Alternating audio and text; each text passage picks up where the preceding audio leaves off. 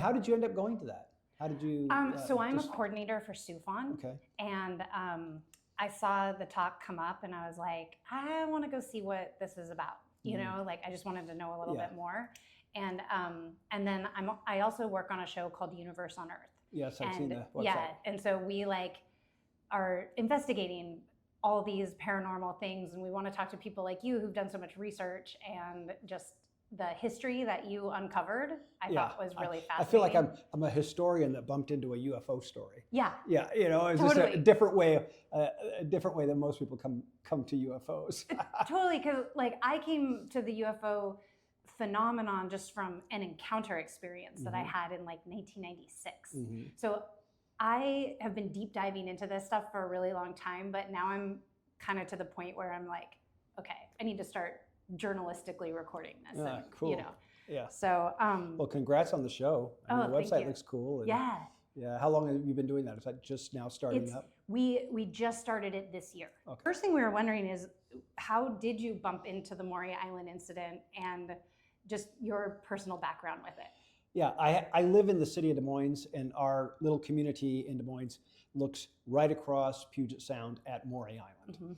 And so I've lived in that community since 1988, I believe, and had been there for decades and had never heard this story. So moved in, lived there, look at it every day, never heard the story.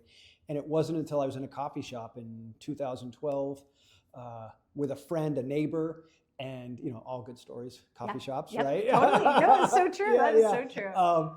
And we were talking about another piece of history that was local, was Ken Burns' Prohibition documentary. It had just aired in 2012. And there's episode 2 had a little segment that was local to Seattle about Roy Olmsted, and we were there talking about this as local history. And in this coffee shop, somebody kind of leans into our conversation, that kind of like strange moment in a coffee shop, and says, "You like local history? Do you know about the Maury Island Incident?" Oh my gosh. Yeah, that's, and we were like, no, and then he starts to explain it's UFOs and everything, and we're kind of like, you know, oh, thanks. Yeah, right. You know? Yeah, it's like, oh, the crazy person. We'll check that out, right? Exactly, yeah. But, you know, he was passionate, and he was very kind, and, you know, he just shared the information. I got home and I thought, well, if it's that local, how did I not know this story? How had I not heard that story before? So I got on the internet and did a little research, and you know, and that just led to the rabbit hole. Yeah. Such a bonkers, off the wall, too many crazy things story. Yeah. And so the sort of micro historian in me, the person that loves these local histories, was just hooked. And that's how I got involved, was a coffee shop. Interruption. It's so cool. Like, I kind of got chills when you were saying that, because I'm from Seattle, and until I went to your talk, I hadn't even really heard about the Maury Island incident, and I'm into UFOs. So I'm like, how did this, you know, like not cross my path before? And now that I've kind of looked into it, it's just, the story is really, really wild. What I liked about your, like you said, micro historian in you that you did, is that you uncovered even more about the Men in Black. Can you explain that to me? Yeah, well, ultimately I had to figure something out, because if you start down the rabbit hole of Maury Island, you know, it's easy to learn about the sighting itself, 6 flying discs off off Maury Island, and one of them eventually seems to explode or, you know, drop some slag, and a dog gets killed, and the sun is burned, and they jump off on the beach and they hide, and you know, and then you'll see that the next day at Harold Dahl's house, the witness, a man in black comes to his door, and starts this Men in Black saga. Yeah, and you'll also learn, I'm really skipping most of the story, as you can tell. Yeah, no, but you will also learn in that sort of preliminary dive into the Maury Island story that it's a hoax. That's what you'll see when you first dive into Maury Island. You'll see on Wikipedia, you'll see on many other places that talk about it, they will just go, oh, it's a hoax. And that narrative stems back to 1947, when Harold Dahl ultimately told the media that he'd made it all up. So disappointing. Great Right. bonkers story, and we didn't even talk about the details. We might get there, but tragic story. I mean, crazy things happen in this story. But once you run into this notion of hoax, Mhm. I think most of us just set it aside. Yeah. Because unless we're interested in that component, like sometimes hoaxes are very interesting. Right. Someone movies get made about Yeah. famous hoaxsters. But if unless you're interested in the notion of someone deciding to have a hoax, that sort of cuts off the notion that we're going to have a UFO story, Yep. right? It just bothered me, though. I have to say that Yeah. the notion that Harold Dahl would make up such an elaborate, crazy story. Especially at that time in history, Just- there weren't really very many UFO stories. None. Yeah. Yeah, I mean, these are the first sightings in the Yeah. summer of the saucers. So that bothered me, and I decided to just spend some more time with the story. Yeah. And ultimately, it wasn't until I was looking at the actual FBI's investigation, and that sort of takes us to the tragedy. And you know, it's one thing to have a UFO sighting, and this sighting takes place in June 21, and the Men in Black show up on June 22nd, 1947. And the whole summer of 47 is full of UFO sightings, as you know. The famous Mount Rainier sighting by Ken Arnold, the uber famous Roswell crash. Yeah. Just 2 weeks later, they're all in the same period of time in the summer. So all those things are happening, and then at the end of the summer, we're getting all of these investigations that are being conducted by various branches of the military, and the newly formed CIA, certainly the FBI, and the Army Air Force, because we have a new enemy, the Soviet Union. And we might be seeing, when all these sightings are occurring, thousands of them across the country, maybe something's overflying the United States. So the government agencies probably aren't thinking about little green men. Right. They're thinking about is there technology that we need to be concerned about? Yeah. The agencies investigate. And so at the end of the summer, 2 Army intelligence officers, they're pilots, they are assigned a number of stories, and one of the stories that they're to investigate is the Maury Island sighting. And so they come up from Hamilton Field in San Diego in a B-25 bomber, because there are a lot of those after the war. Right, I mean, it's just crazy to me. Like, that's how you get around. Yeah. Fly up in a B-25 bomber, land in Tacoma at McCord. They go and they're scheduled to meet with Harold Dahl, with a man named Fred Chrisman, who's got his own notorious history, another pilot for United Airlines who'd seen UFOs. They're all going to meet at this hotel in Tacoma, and they do have a series of meetings. At the end of these meetings, these pilots are handed some material that allegedly dropped off the flying saucer, you know, it's middle of the night, it's after midnight, but they decide they're going to go home. They hear the whole story, they're taking their notes. They go back to their airfield at McCord.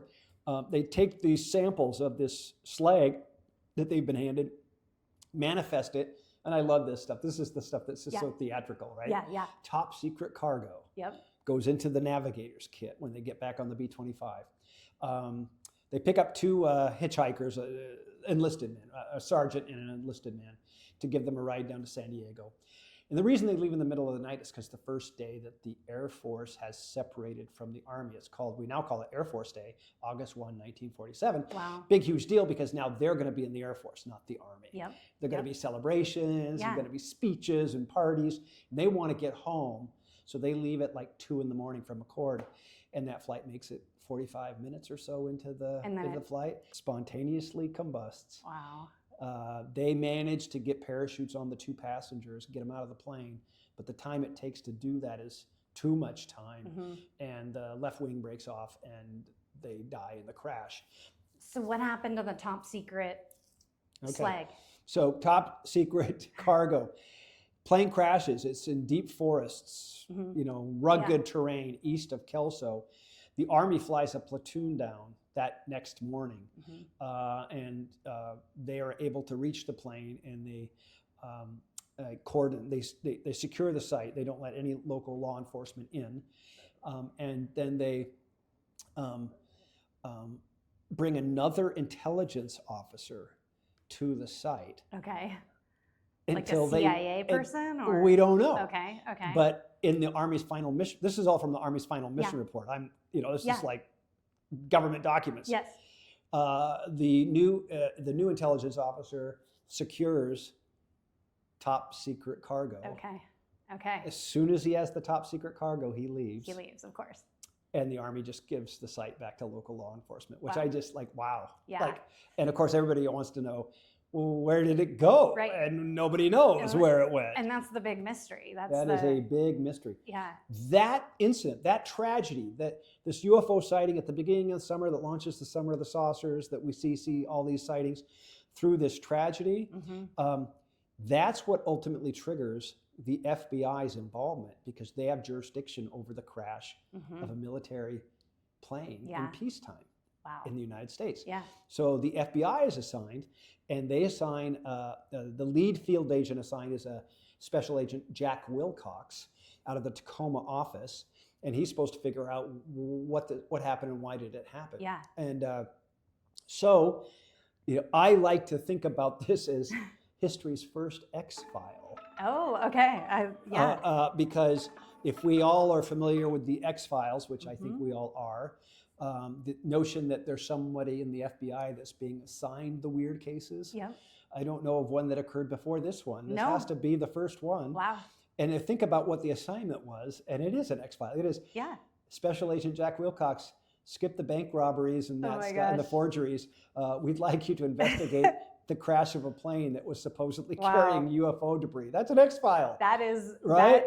That it's incredible. Yeah. And that's where, back to your question, that's how I took a deeper dive and got the information that really makes this story come to life. Yeah. And have legitimacy, and why we should keep talking about it. Yeah. Not as a hoax, because it's Jack Wilcox's investigation where he was making daily reports, sometimes by memorandum, sometimes by teletype, and detailing interviews and everything that he was getting in the investigation.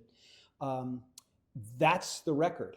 Wow. That's the record that sort of sheds light on all of this, which was a record that had been sealed for 50 years, right, when they were done. So that's what was exciting, because when Harold Dahl decided that he wanted to tell the world that he'd made it all up, what we learned from Jack Wilcox's investigation, including his interviews of Harold Dahl, is that Harold Dahl believed he saw what he saw. Yeah. He just wanted to be left alone. Just wanted to be left alone and stop the ridicule. Yeah. And he's quoted repeatedly by Wilcox in these long memos. I don't care if I'm known as the biggest liar that ever lived. I just don't want to be associated with these flying discs anymore. Wow.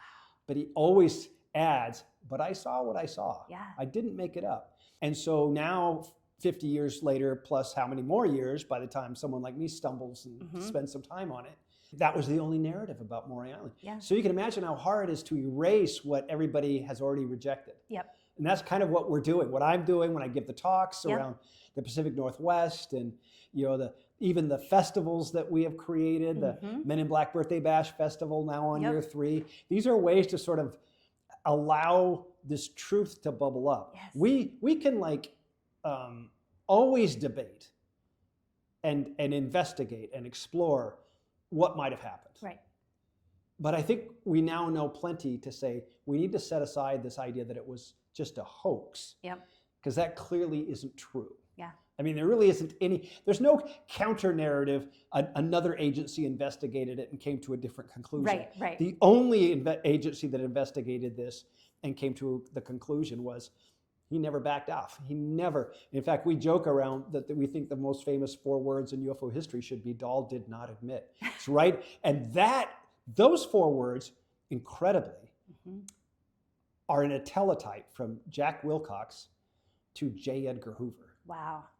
Right? So you're the lowly Tacoma field agent. Yeah. And what's happened earlier in that day, it's August 14th, 1947. You're in the middle of your X-File investigation. The director of the FBI has sent you a teletype directly. Yeah. Wow. Most powerful man in the world, potentially, at this point in time, 1947. And has basically said, based on what I see, this looks like it's a hoax. He's read that this narrative has been introduced. Yeah. And so the director of the FBI is telling Wilcox, you should just close this case. And Wilcox just, I think, courageously Agent Mulder-ish, right? Right. I know, I'm like, good old you're like, Mulder. where did this come from, right? Yep. Teletypes within 3 hours back to J. Edgar Hoover that is incorrect. Wow. That Dahl did not admit that it was a hoax, but instead said he was going to just make up this story to get out from under it. Yeah. And I just think that is that's just another layer of the great history of the story. And when we allow this narrative of, oh, it's just a hoax to exist, we're missing all that. Exactly. We're just missing everything. That's exactly why Universe on Earth, why we're here, is to record these things and to demystify and take away that stigma of exactly what Dahl was trying to get away from, which is, like, oh, the crazy person, or that, because these things happen to innocent people. Dahl wasn't doing anything other than his fishing job, and he wasn't expecting to be in the limelight of any sort. So it's, this is commonplace all over the world, really. Well, the other thing that happens is when you allow the narrative of hoax to control, then we lose even the pop culture components of this, right?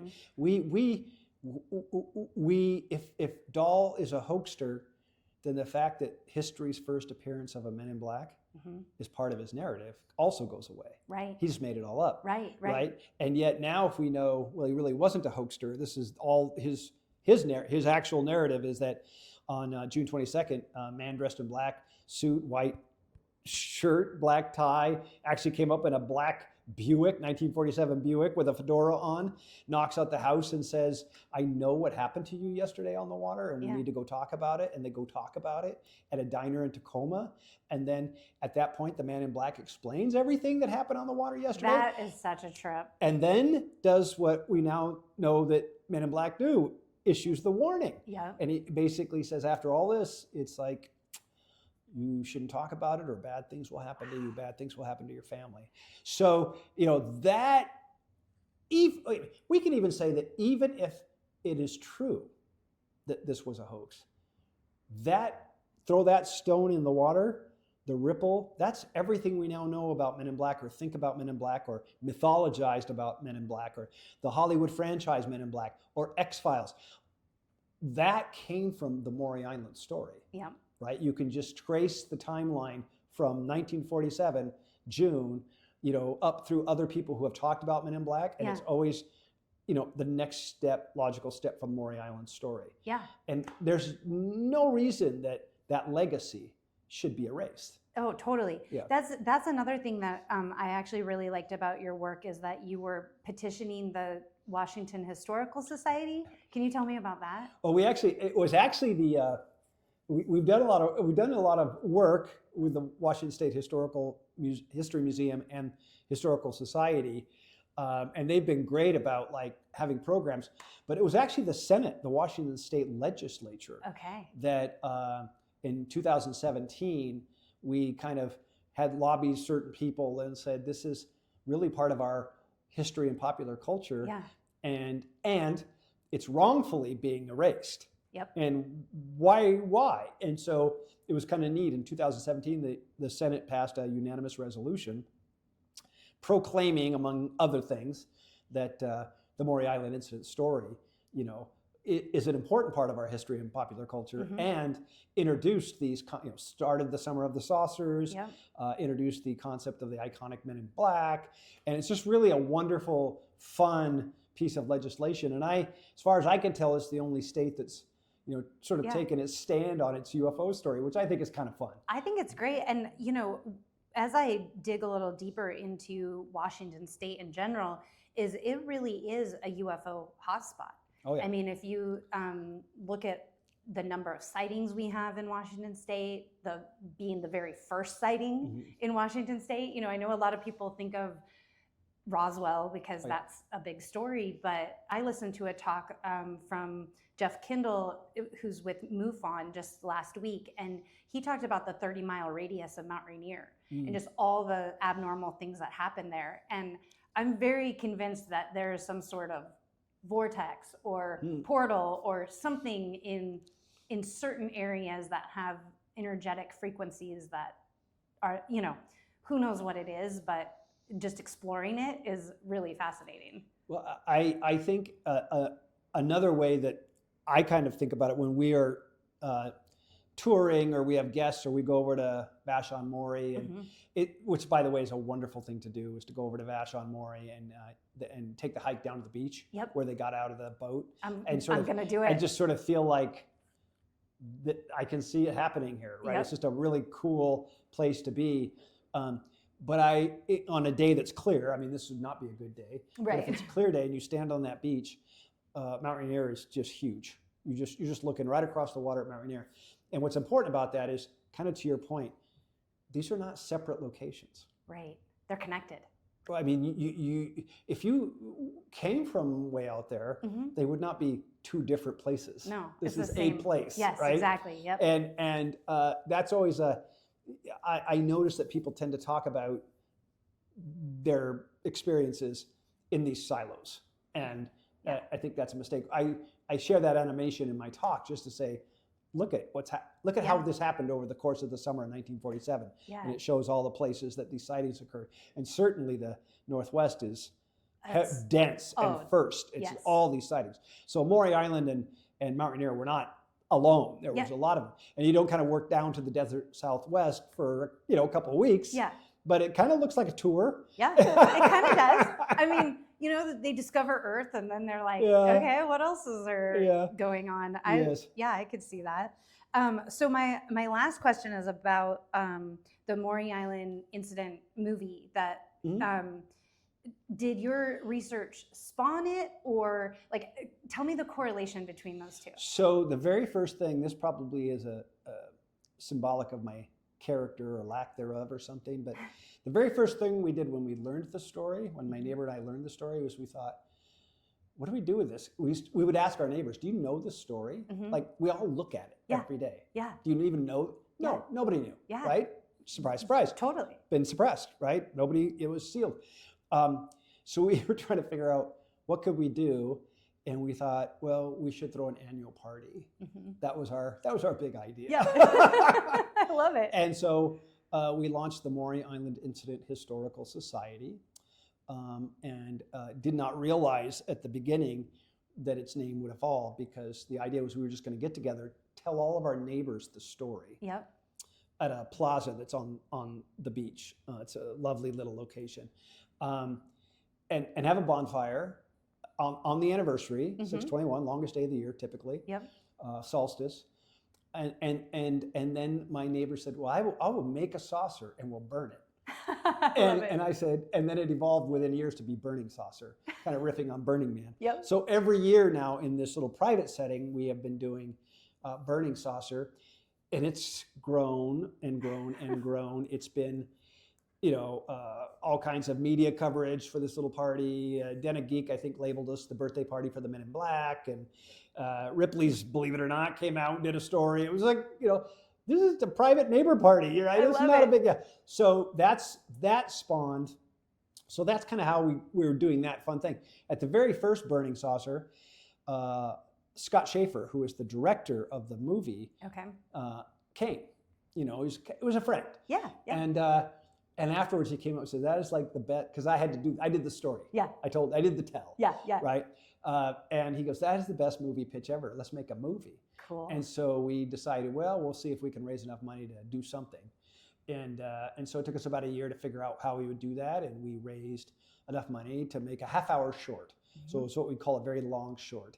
And but we're very proud of it. We think we did. And the premise of it is, and this was critical to me as a screenwriter, so we're not going to do it's a narrative. It's not a documentary. We want to do a narrative. Scott's a narrative director. And I said, we're basically, with certain artistic license, we're going to pull this out of the FBI's records. So the idea is that no one can point a finger at us and say, you just made it. We're actually looking at these 13-page memos and saying, even when we could, taking the lines from the memo and translating them into dialogue. So the movie has a little bit of the dialogue is sometimes it feels a little formal, but we were trying to adopt transcribing that. It, yeah. Yeah, And so we did a few. We had certain meetings in person versus teletype, those kind of things. Yeah. But otherwise, the story we told really came right out of those documents. Even the scene in the middle where we have the Men in Black at the diner with Harold Dahl, and the Man in Black is now telling Harold Dahl what happened to Harold Dahl in the water yesterday. That's when we let the audience see what happened. The idea was, that's not us telling you what to believe or even what we believe.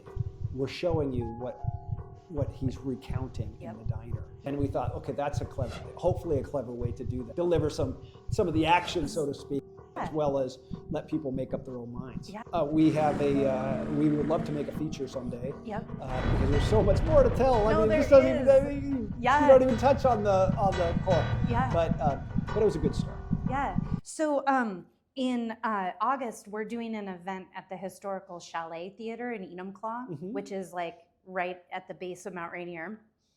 And we're having what we call an alien open mic. And we have people come and tell their stories.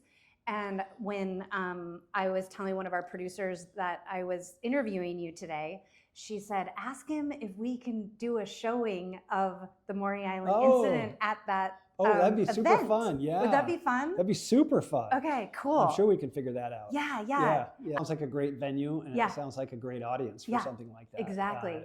People don't seem to get tired of the film, and we often show it and then have a little Q&A afterwards, just like you would at a film festival.